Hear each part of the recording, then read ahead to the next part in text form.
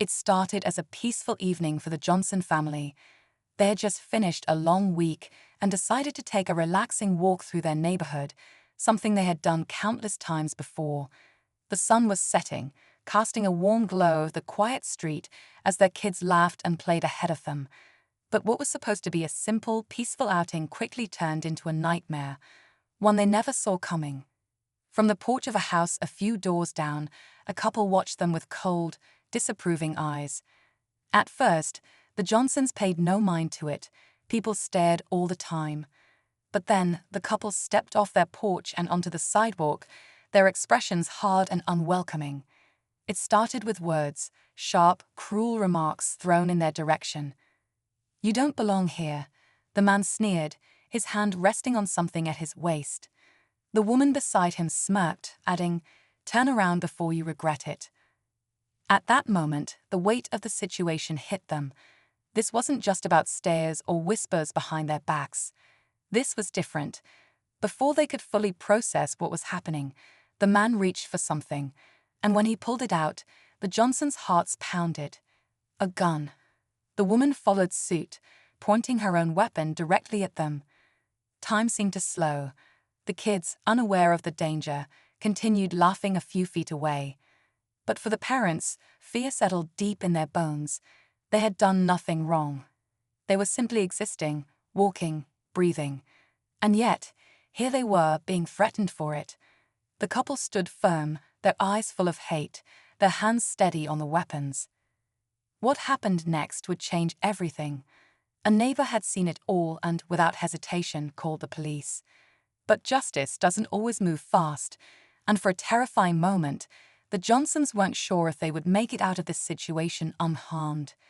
Then, almost as if the universe had been waiting for the perfect moment, karma came knocking. Because what this couple didn't know, what they couldn't have predicted, was that their actions were being recorded.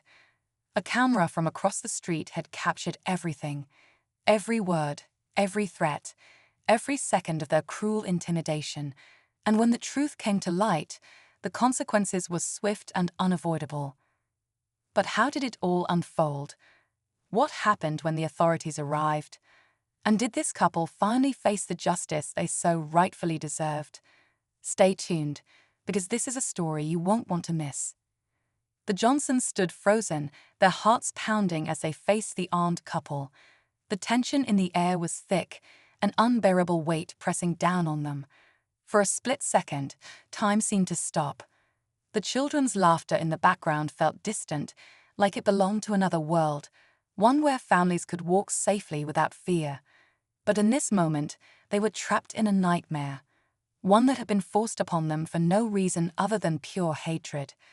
The man's grip tightened on his weapon, his finger dangerously close to the trigger.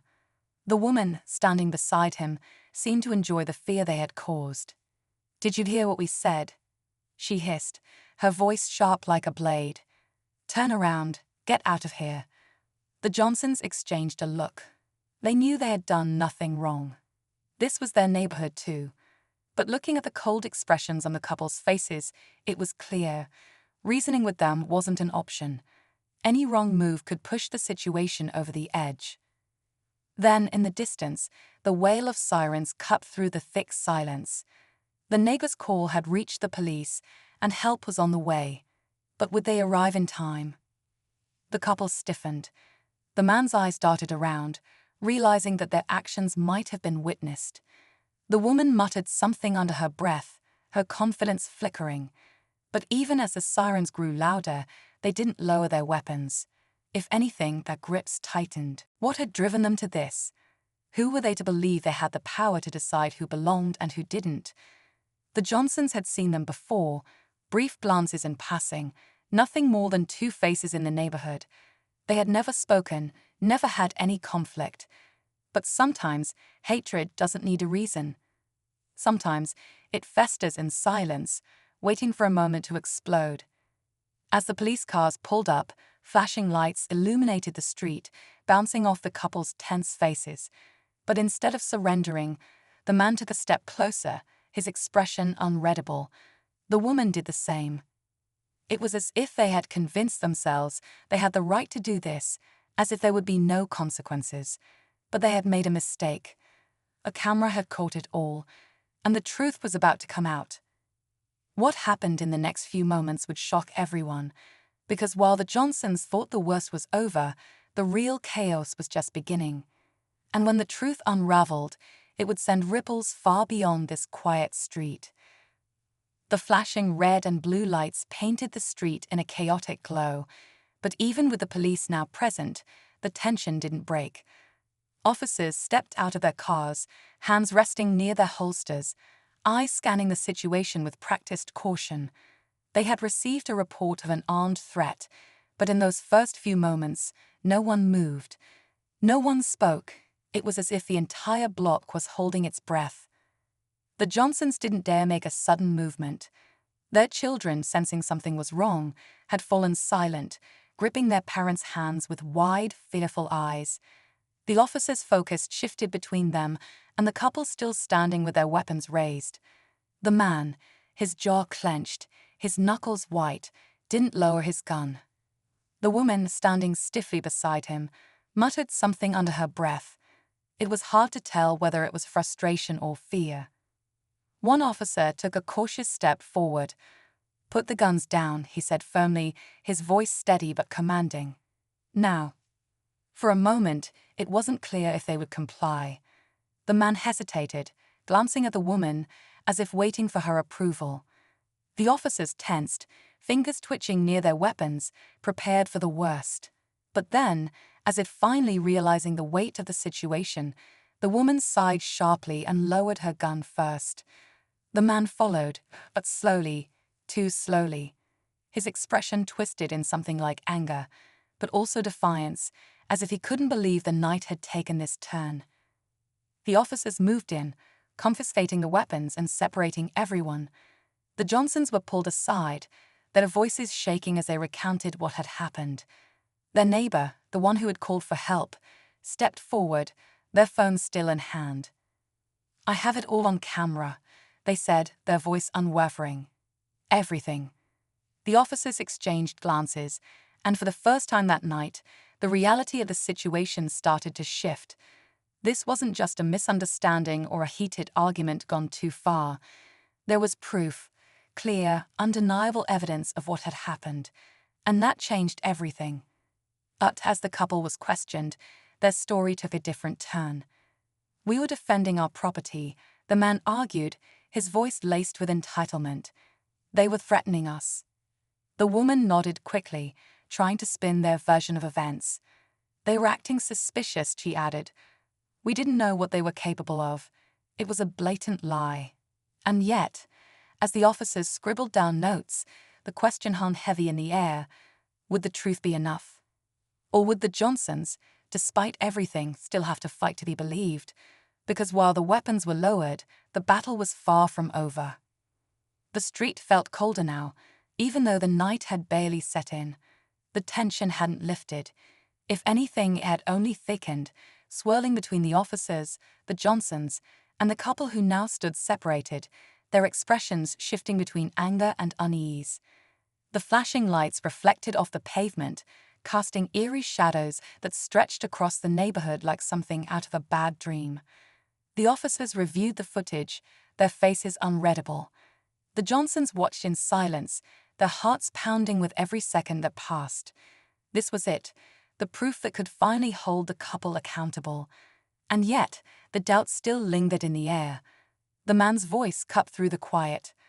"This is ridiculous," he spat, shaking his head. "We didn't do anything wrong." His tone was sharp, defensive. He acted as though he was the victim, as though the footage in the officer's hands didn't exist. "They were on my street, near my house.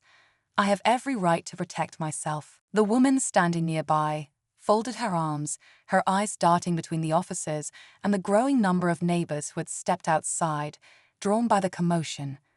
Some of them whispered among themselves. Others simply stared, their faces betraying no emotion. The neighborhood was watching, waiting. But what were they hoping to see? One officer cleared his throat, stepping closer to the man. "Sir, the video clearly shows you and your wife threatening an unarmed family. That's not self-defense." The man scoffed, but there was something in his eyes now, something like panic creeping in around the edges. His bravado was slipping, cracking under the weight of the evidence against him. The Johnsons stayed quiet, their hands still tightly gripping their children's. The fear was still there, but now it was mixed with something else: frustration, exhaustion. How many times had they seen situations like this? How many times had stories like theirs ended without justice? Then, another voice spoke up, one they hadn't expected. A neighbor. An older woman who had lived on the block for years. She stepped forward, her hands clenched into fists at her sides. "I saw everything," she said firmly. "I've seen them do this before." Murmurs rippled through the small crowd that had gathered. The couple's faces paled, the woman's lips pressing into a thin line. Suddenly, it wasn't just one video. It wasn't just one accusation. It was a pattern. The officers exchanged glances, and for the first time, the weight of justice started to shift. But just as the couple seemed cornered, just as the Johnsons felt the smallest bit of relief, something happened, something that sent a chill through the air. The man took a step forward, his fists clenched, his jaw tight with rage. His next move would decide everything. The moment the man stepped forward, the air shifted. His face twisted in frustration, his fists clenched at his sides, and for a second, it seemed like he might do something reckless. The officers tensed, ready to intervene, but the man stopped just short of making another mistake.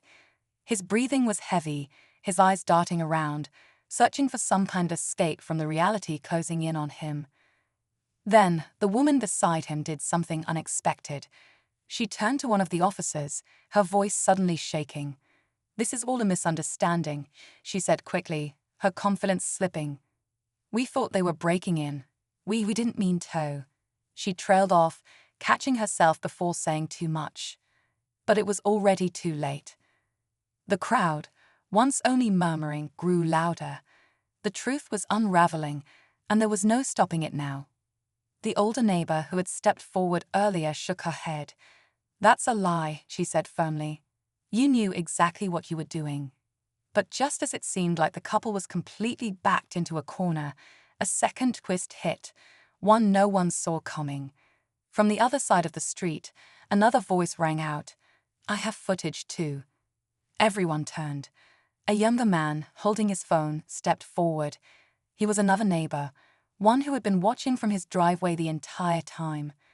He lifted his phone, playing back a different angle of the incident. But this time, it wasn't just what the couple had done to the Johnsons. It was what they had said before they even noticed them.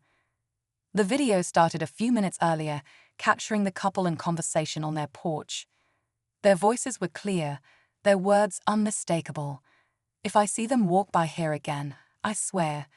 The man's voice cut off just before we noticed the Johnsons in the distance. It wasn't self-defense. It wasn't fear. It was premeditated. The moment the recording ended, silence fell over the street.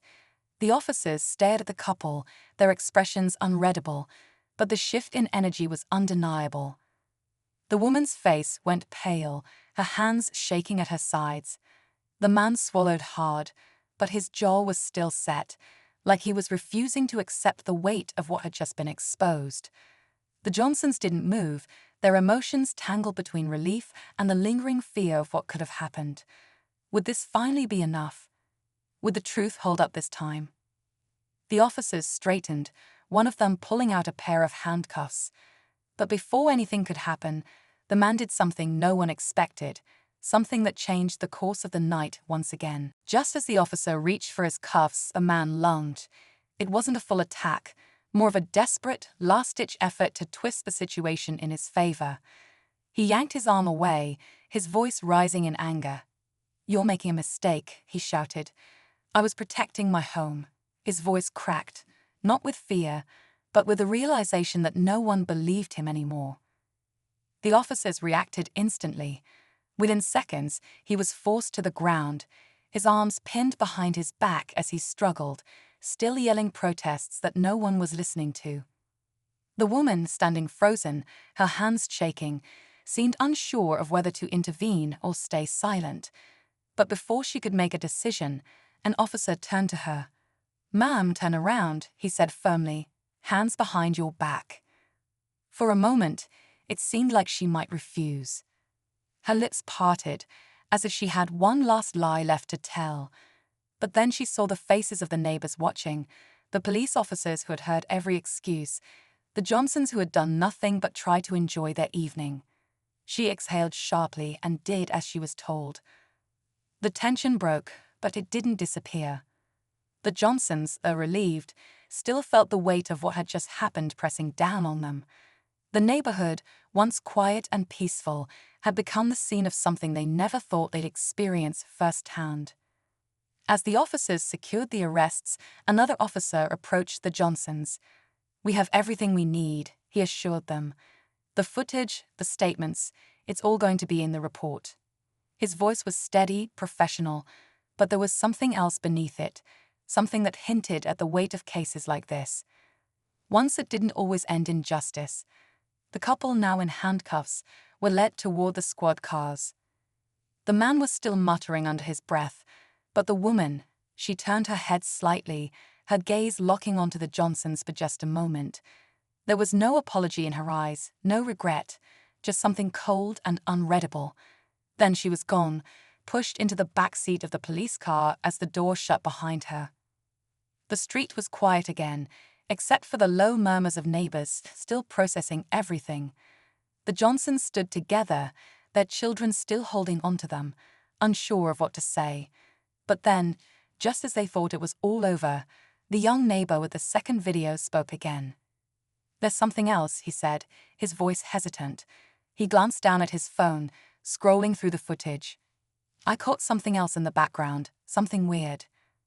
The officers turned, curious but cautious. "What is it?" one of them asked. The neighbor hesitated before flipping his phone around. The screen showed the same footage as before, the couple on their porch, their words caught clearly before the incident started. But in the far corner of the frame, barely noticeable at first, a car was parked down the street, and inside, a figure sat watching. Not just watching, recording. It wasn't a neighbor. It wasn't an officer. And when the camera zoomed in, the truth became clear. This wasn't just a random act of hate. Someone else had been involved, and they were still out there. The moment the blurry figure on the screen came into focus, a new kind of unease settled over the street. The officers exchanged glances, realizing that this incident might not have been as random as it first seemed. One officer took the phone, zooming in to get a better look, but the car had already driven off before anyone had noticed it was there. The question now was who was watching and why. For the Johnsons, it was a chilling thought. Had this just been a coincidence,